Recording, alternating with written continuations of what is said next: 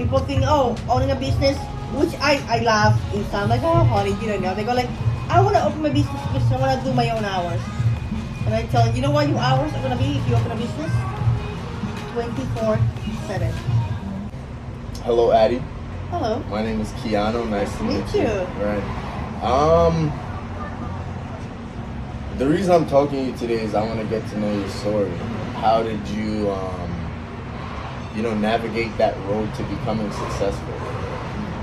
You have this bakery in the city of Reading on one of the busiest streets in Reading. Yes. How? Well, my story is not the conventional. I was, baking with my grandma when I was little. I never baked before. Once I started a business, it was just a thing of, I was looking for a hobby. The transition from hobby into business, it was literally 6 months. I registered my business in the summer of 2007. I believe it was in July. I started baking at home, and the business was established by November. It was like the day after my birthday. Okay. Then I established the business officially, like I raised the name and took all the created a website and all that.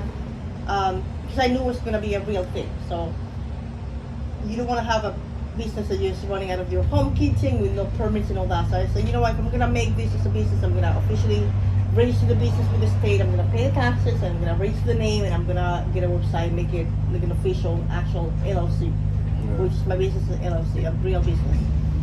So back then, like I said, I was in business already for 5 years, but it was all word of mouth. The business that I was getting was just people to people. And the internet was a thing, of course, but it was not what it is now. Yeah. Now any business depends on social media 100%. I say, I don't know a business that is not utilizing social media and the internet. I think they need to really reevaluate their strategy. Yeah. So I had a Facebook page by then, obviously a website to show my work. I think Instagram was up and coming in 2012. It was still kind of new. And Cupcake Wars was super popular. It's a TV show. And I was obviously watching the show religiously. And I said, I can do that. My business is relatively small. I have like 1 or 2 employees, I believe. It was just me doing 90% of the work. And it's like, I can do that. I always think that I can do that. Yeah, I can see anybody doing anything in my head. I can do that. I can do better, please, That's of course. nice. I always think that, even though no, I don't. So I was like, oh, I can do the show. It doesn't seem too difficult. Yeah. So I applied for the show. I fill out a form. I think you go online and fill out a form. And I never heard from them, of course, because they probably weren't getting thousands of applications. So out of the blue, I believe, let me see, that was in 2000. Actually, it was 2011. I think it was in the spring of 2011. I didn't hear from them until the fall of 2011. So they called me out of the blue. They said, oh, this is such and such from the production company. They had another name. So they asked me a couple of questions. Nothing complicated, like where do you live? How many cupcakes you make? What do you do? Nothing major. I didn't hear from them again for a week.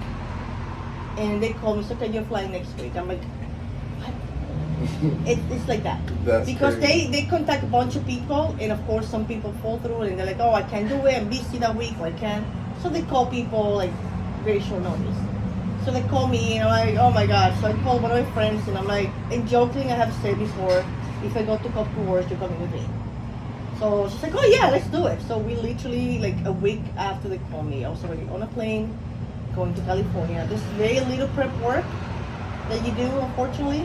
I mean, it worked out well. Yeah. So I would say fortunately. That way you don't psych yourself overthinking everything. It was like 1 week, and it's like, okay, I just went through my recipes and like, I can do this, I can do that in my head, like plotting in my head. There's no a lot of practice. So I bake every day, so there's no practice that needed to be done. All than like coming out in my head, I was already like, what kind of flavors I want to do, what kind of profiles I want to do. I'm like, I want to do something interesting because you're not gonna win a baking competition by baking vanilla chocolate. That's not gonna happen. Right. Everybody makes vanilla chocolate. You can have the most amazing chocolate cake, you're not gonna win. So I was like, I want to come with flavors that nobody has done, at least not on the show, and things that nobody has done before, because that will set me apart from everybody else. So they gave us the theme. couple of days ahead, which again, it will not change anything.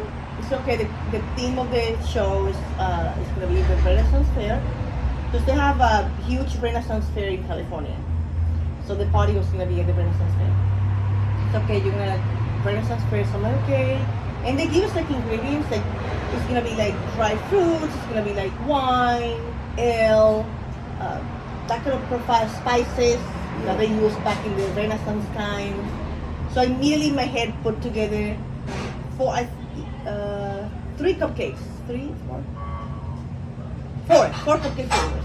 There's one flavor for the first round, 3 for the second round, and the third round is the big display with 1,000 cupcakes. So when they gave me the theme and ingredients, I immediately put in my head a profile that I wanted to do.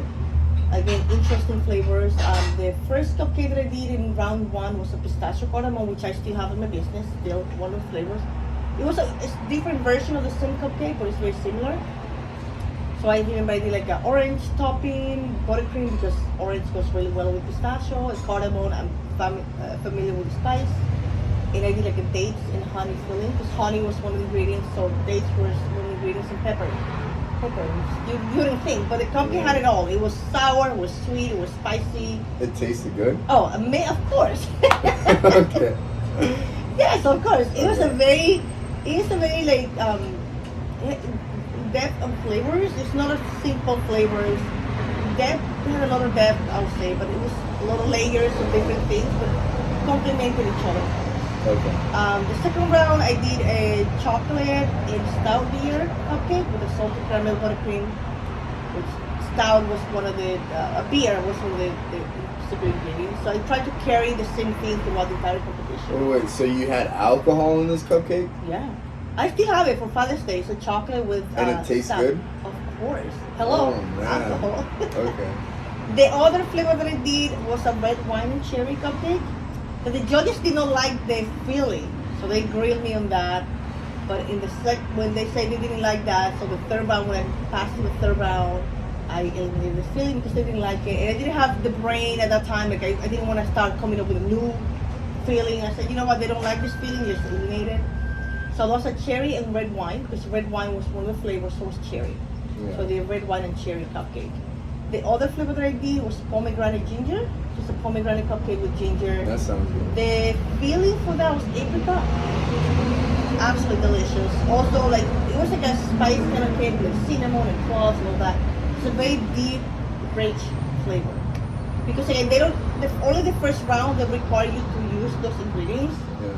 But I wanted to make it cohesive through all the three. It's three rounds. So I wanted to keep the same profile of flavors throughout the competition. So it was cohesive. And of course that worked out in my favor, and they loved what I did, and I won. So how did you feel when you found out that you won? Relieved. Relieved? It was very brutal, the whole competition. It's TV, of course. Yeah. So TV, nothing is what it seems.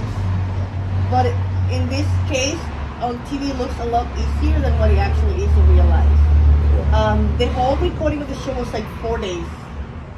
The day 1 we have to be there. Day 2 we record the show. We have to go shopping. We have to buy our ingredients. And then you have the competition day, which is a very, very long day. Like the show on TV is only 1 hour, but in real life you're there 3 or 4 in the morning. Damn. And they show you around. This is the kitchen, this is the camera. Don't do this, don't do that. Don't say these words. You're not allowed to show. Like if you have an ingredient, you cannot show the branding of the ingredient. We have to tape all the branding. So you didn't know that, because the company can sue you for using their logos, something like that. You cannot say certain words. You cannot look at the camera. So I never been on TV before, so it's like I don't know what I'm doing. And then they didn't want to look like an idiot. Yeah. You know, so they show like you're baking in your table, do your own thing. But in real life, there's literally like 3-4 cameras in front of you. This huge light in your face. It's Wow. so hot, you're sweating because like 100 degrees, and an oven behind you. And there's a producer right in front of you, guiding you through things. Basically, because when you bake in real life, you're just doing your thing. You're not telling people, I'm gonna chop this now. But on TV, you have to tell people what you're doing. Okay. So I'm like quiet. I was like, okay, tell me what you're doing, Ari. What are you doing? Okay, I'm chopping the pistachios and I'm boiling this water. Like you have to say everything. Yeah. So people watching at home, they know what's happening. Okay. They see you chopping something. They don't know what you're doing. So you have to narrate every step of the way. So I wasn't used to that. So that takes a lot of time. The competition clock is real. So the first round was like 40, 45 minutes. That is real. If you run out of time, you run out of time. So you have to use the time quite efficiently. But we are like on fire. We're like, oh my God. We actually ended up being done like 7 minutes ahead. But they didn't make it look like that. They make it look like we finished last second to make it exciting. The second round was kind of brutal because we have like an hour and a half. It was an hour and a half or 2 hours, something like that. But we have to do 3 cupcakes, 3 fillings, 3 buttercreams, 3 decorations. That's a lot of time because you cannot make 2 at a time. You have to make 1 and then the next one and the next one. So that's very time consuming. And then do the 3 cupcakes, put them in the oven. Then do the 3 fillings, then the 3 buttercreams, then 3 decorations. That's time consuming. So the first round, I'm like, I know I got that. I know my cupcake was absolutely delicious. So I'm like, wait. The second round, we barely finished. Like I literally dropped like the last decoration at the last second. We barely make it. Like we almost ran out of time. It was a little bit like shaky, but I'm like, you know what? I knew. I said, if we make it to the last round, I know I'm gonna win. Right. I knew it. I knew it. I'm like, we got it. You We got felt it. it in your spirit almost. Because the other girl that was with me at the final, Yeah. her cupcakes were so boring. I think she did like a vanilla, a chocolate, and a lemon. I'm like, you're not adding anything to the world of baking. Chocolate, Right. vanilla, lemon, you've done. Everybody has done that before. And it didn't go with it. I'm like, that doesn't go with the theme. Renaissance Fair, like you do chocolate and lemon. You do like flavors that are still with spices and alcohol and ale and wine and Yeah. And also, I saw her display. Her design was very plain. Mine was a freaking castle.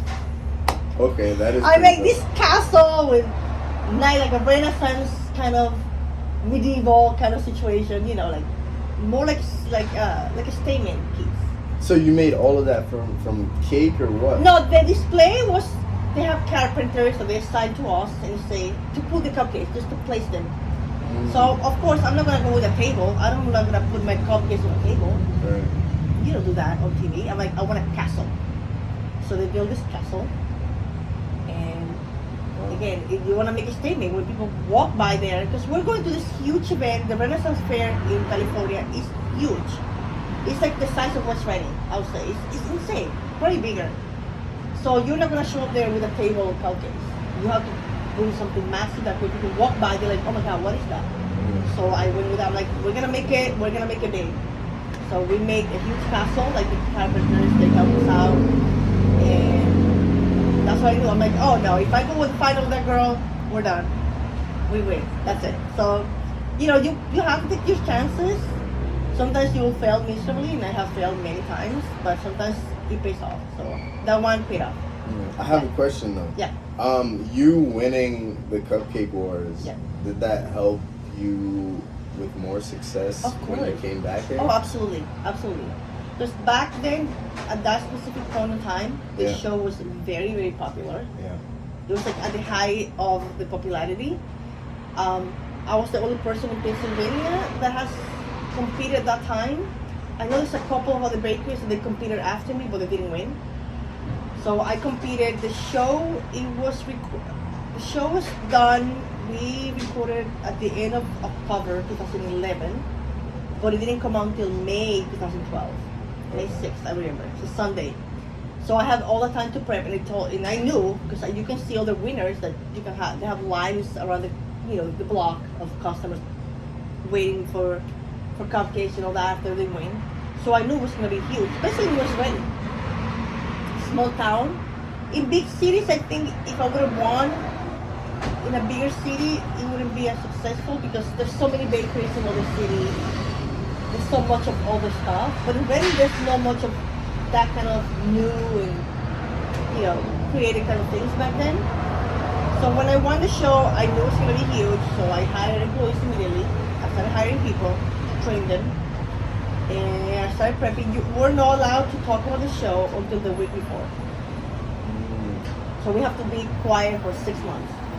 That's Nobody crazy. knows. Which is insane. But they do that to protect, the integrity of the show, to keep things, suspenseful and interesting, and not take away from all the people that are competing. I guess I don't know, but we're not supposed to talk about it until the Sunday before. So the Sunday before, we social media immediately say, we have a surprise. We're gonna be competing next Sunday. So I team up with this girl. She did PR, and we did prepare this party at Viva. Remember Viva? There used to be the restaurant Viva in the corner. No, I just moved here like 3 Okay. years ago. Okay, a couple of blocks away, there's a restaurant across the street from the outlets. That corner with brick, whatever is closed now. But that was like popping restaurant back then, Okay. 2012. So it was a very big restaurant. So I'm like, I want something big because we want a bunch of people to come. So we created this party. We talked to the restaurant. They created like a dish that had to do with the popcorn we're winning. Of course they knew. And we created this cocktail, and they have TVs throughout the whole restaurant. So we told people we're gonna have to throw a party there. Of course, the restaurant was like packed to the gills with people. They have to turn people away, and all the TVs in the restaurant. They have like a sports bar and a huge dining room. So they have all the TVs in the restaurant. We were playing the show. That's In the awesome. show, I have a little video on Facebook. I'm gonna send it to you. Okay. Because everybody's like waiting there. We have like a VIP room, but the whole restaurant was watching the show. And after that happened, it was like people went wild. When they announced that they won, people went wild. I was gonna show you, it's pretty cute on the That's video. awesome. Like I'm I was happy for you crying. right I was like, oh my god, because it was a lot of effort. Yeah. People that don't know this, but we have to pay for everything. And at that time, I wasn't making any kind of money. I was barely paying myself. I had like 2 employees back then, so I was like, okay, I need to spend money for this. To fly to LA, we have to pay for all that expenses. So there was in theory a $10,000 price, but once you pay taxes and you pay expenses, there's like not much left, to be real. So I was like, oh my god, this needs to happen because I needed the money desperately for my business to go well. Obviously, that was a Sunday. We opened on Monday, and there's a line at the block. On the What block. the hell? We Wait, had a wait, wait. line. I'm curious. I'm curious. Yes, we have a line on the block from May. It was till July, and we had a line on the block every single day until July for over 2 months. Yes. So that the first day, what was your sales on that day? I don't disclose that. Okay. Alright. But it was a lot. It was a lot. It was a lot. That's It was good. probably a couple of thousand cupcakes. Easy. And you have a team of people working like 2 shifts to keep up with the baking. Sometimes we have to put, many times actually, we have to put aside like we cannot make more cupcakes because we're working double shift 7 days a week, and it was just like a lot. So That's physically you need a crazy. little break, and we have to be like, okay, we sold out. We still have sold out days. Up to this day, we still have days that we sold out. When we have events on the avenue, we sold out. So after that, my business was like, okay, we're here to stay. We know what we're doing. We're serious business. We are it. And that's it. Hearing you talk right now, I'm so impressed at how you prepared. Like you Yeah. knew it was gonna happen, I knew it. Yeah. and then you prepared. Yes. And then that's crazy to me because I've heard success is when preparation meets opportunity. Absolutely. So I know that was my chance to make it happen. yeah. I'm not gonna be famous forever. I'm not gonna be on TV forever. Right. I'm not an actress. I'm not a TV chef or baker or anything. I'm in West Reading, Pennsylvania. I'm in Reading, Berks County. Okay. So that was my one chance, my one opportunity, and I did as much as I could. I look back and I'm like, oh, I should have done this, I should have done that. I'm like, you know what? At that time, I thought doing everything I could. I didn't know any better. I could have done a bunch of things differently, of course. But that comes with age, with experience.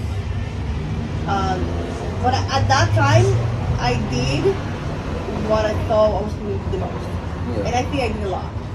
Because I have other people that have competed on similar shows, not as popular, and they have reached out to me like, oh, I'm competing on this show.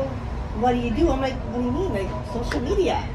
back then social media still was kind of new. Okay.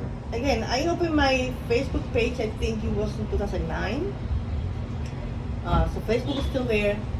Instagram was still not a thing. I think I opened my account then, but still not as important as it is now. It didn't have the reach that it has now.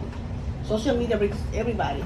And I always tell people, like, I'm like, you don't have a Facebook page? No. You don't have like, people that do business, like sometimes I'm like, you don't have social media.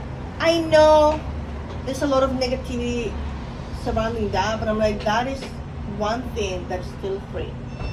Obviously, the algorithm doesn't show things as organic as they used to be back in the days, but social media is still free for the most part. So what I did again, I went to Facebook and I told everybody. I called the papers. I did a press release. People don't know that those things exist. I reached out to the paper. The paper didn't know. How is the paper gonna know? So I was proactive and I said, I'm gonna be on a TV show next Sunday. They run like I think they run like 2 or 3 stories of the same thing. The week before, because I already told them in advance I'm gonna be. So they announced it. They put on the show on the paper. Oh, she's gonna be competing next week. So they run a story the week before. They run a story the week off. Oh, watch Ari compete today. Oh wow, and that's on the paper. So the paper has the most reach. And then after that, they did a couple more stories. So I kept reaching out. Like people are not gonna come to you. Those opportunities don't follow you back. Right. That does not happen. That's another thing that people think. Oh, you're successful because nothing. I made everything happen. Nobody gave me absolutely anything. So and I can tell you that so Yeah. proud of that. Nobody has handed me absolutely anything. You worked for everything you got. I hustle. I want an account, I want a customer, I reach out. Through network, I reach out. I had a recipe book that very well established publishing company did. Most people have to be self-published for a book. I was like, I don't want that. I want to do a real company that makes a real book. I reach out to them. Do you think they're gonna call me? No, they're not gonna call you. Who are you? There's a million Addies everywhere. Right. But I'm the one doing the work. So I contacted the network, I contacted my publishing company, I contacted the paper, I got a PR company, I contacted Viva when I did the party. I still reaching out in a different way. Even though my business, I don't have to hustle as much to do business, I'm still proactive in social media, creating things all the time. Like right now we're doing, the movies Hocus Pocus is coming out today or tomorrow, I think it's tomorrow. Focus, focus. Yes, correct. So I'm doing a Hocus Pocus thing to keep it current. Because if you keep doing the same thing over and over and over, people move to the next more exciting thing. Okay. So you're the one that has to reach out. Nobody's gonna call you. You know that amazing. In comparison with all the many people that do the exact same thing that you do. So how do you stand apart from other amazing people? This is crazy. I really appreciate you, Addie. Awesome. So one last thing. So actually my sister, she bakes. Yes. She live in Poughkeepsie, New York. Yes. And I know other bakers around the area as well who, need information to like take that step to go start their own business. What kind of advice would you give them? Do your research. Do research. Owning a business is not what the majority of people think it is. You can be an amazing baker, but doesn't mean that you're going to be an amazing business owner. That's 2 separate things. That's 2 separate things.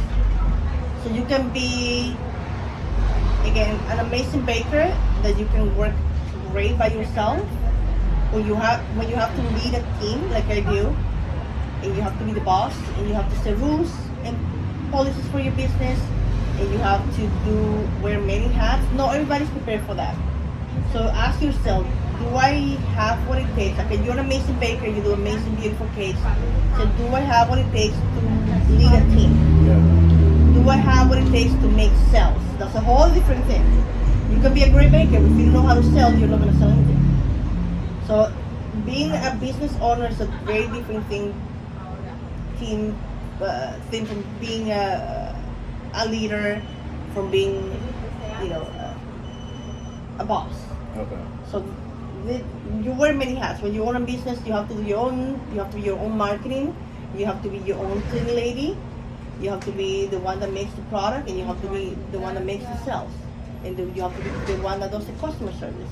Even though you can hand those tasks later on to somebody else, but you're the one, a small business owner, that have to create the policies first. Okay, this is the way that we reach out to people. This is the way that I handle my marketing. Even though later say, you know what, I'm gonna hire a marketing person, but I know already what I want from that person. So, okay, I want my marketing, but this is what I need from you. Yeah. Of course, they can give you ideas, probably better than ideas that I have, but I need to know at the beginning what do I want from that specific thing. So, owning a business is very challenging. You have to be committed. It's all or nothing. If you're half in, it's not gonna happen. So I've seen a lot of businesses, especially on the avenue. Many bakeries that when the bakery boom was coming, the cupcake boom was coming in 2008, 2009, many bakeries open here, they all closed. I have a list, I think 10 bakeries that were open and closed by the time that I've been here, and I'm still here, and there's gone. Because it's a massive commitment. When you make your own product and then you sell the product, I'm not reselling anything. Everything that we do here, we make here. So it's very physically challenging. So for your sister who's a baker, she knows that it takes a physical toll. People are not prepared for that. I'm on my feet for 12, 14 hours a day.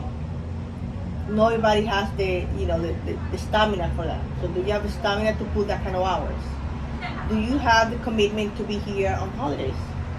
Some people have families, small children. Do you know that you're not going to be present for all the sports activity? That you're going to miss family events? I miss a lot of family events, but I was willing to make that sacrifice. Not everybody's willing to do that. So people think, oh, owning a business, which I laugh. It sounds like, oh, honey, you don't know. They go like, I want to open my business because I want to do my own hours. And I tell them, you know what your hours are going to be if you open a business? 24/7. Those are your hours. Because even when you're sleeping, you're still dreaming of your business. It's 24/7. I can be having dinner at home and I'm like, oh, I have to mail this customer. Oh, I have to reach out to this vendor. Oh, this employee is not coming up tomorrow. It's not coming to work tomorrow. So it's 24/7. You're not going to be working less hours on your business. It's not going to happen. It's not going to happen. So just ask yourself for success. Do I have the commitment? Do I have the stamina to do that? Do I have, the leadership skills to lead a team? Some people are not natural leaders. I was not a bossy person. I have to become a bossy person because I have to lead a team. So if I would be like a shy person, I don't want to tell my employee that she did that wrong because I don't want to make her offend her. It's not an offense. If something is wrong, you have to be confident enough to say, that can we change that because that doesn't look good. The customer is going to complain. Are you comfortable enough to deal with that? If you have an employee that is problematic, are you confident enough to say, you know what, this is not working out. Thank you for your service. Goodbye. Some people cannot fire people. I have to become comfortable with that. Are you confident enough to hire people, the right fit? Not because somebody knows how to bake, I'm gonna bring it to my business. You have to have the right personality. You have to, to have the right vibe that goes with my business. Other bakeries, they require other kind of personalities. I have a specific personality that I need for my business. So you need to read that kind of things. So it's not just baking. Baking is my business is not about baking. I bake, and my employees bake, but the business is not about baking. It's about many other hundreds of different things every day. So if you open a business, or you want to do a business, be like, how they ask, like, how do you see yourself in 5 years when you go to a job interview, right? You have to ask the same with the business. Okay, what is my 6 months plan? What is my 1 year plan? What is my 2 year plan? Okay, I want to do double my sales. How? Are you going to reach out to people? I know you have your YouTube channel, but I'm like, okay, you want to monetize your channel? How are you going to do that? What is your plan? Write it down. Write it down. Research. When I started my business, I just jumped in because there was nobody doing the same thing. But now there's so many bakeries. YouTube as well. When YouTube started, it was like people doing at home here and there. Now YouTube is a business. People make millions on YouTube, right? Sure. But I say, okay, how do they get to that point? It was easy before because it's more organic, and now you have to make it happen.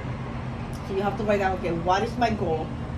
and how am I gonna get it? How are they getting it? Like I watch other businesses, not to copy what I do. Like there's nobody around here that in my opinion is doing something that it's like so life changing, that oh my god, how are they doing that? We're all the same level kind of. So I look up to all the businesses, bigger businesses, okay, how are they reaching out to their public? What are they doing? Okay, I want to double my sales for next year. That's going to be a tough thing to do. How am I going to do that? And come up with a plan. Do your research. That's the most important thing. Research. Yeah. Thank you so much. I don't want to have to